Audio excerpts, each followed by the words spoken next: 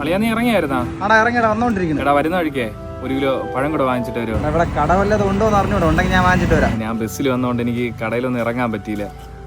നീ എങ്ങനെയെങ്കിലും ഒന്ന് നോക്ക്. ഞാൻ നോക്കട്ടെ, ഉണ്ടെങ്കിൽ വാങ്ങിച്ചിട്ട് വരാം. അത് അപ്പുറത്തെ കടയിൽ പഴം വാങ്ങിയിട്ട് പോകും. എടാ നീ ചുമ്മാ അവന് പൈസ മുടക്കാൻ പഠിച്ചാണ് അവൻ എൻ്റെ അടുത്ത് വാങ്ങിക്കാൻ പറഞ്ഞത്. Aussie type.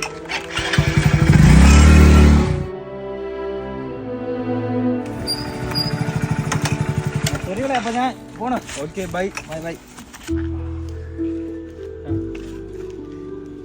അളിയാ പഴം എവിടെ? അല്ല ഞാൻ പറഞ്ഞ വഴിക്ക് എല്ലാ കടയിലും കയറി, ഒരു കടയിലൊന്നും പഴമില്ല. ഒരൊറ്റ കടയിൽ പോലും ഇല്ലായിരുന്നു. ഇല്ലളിയാ, ഞാൻ എല്ലാ കടയിലും നോക്കി.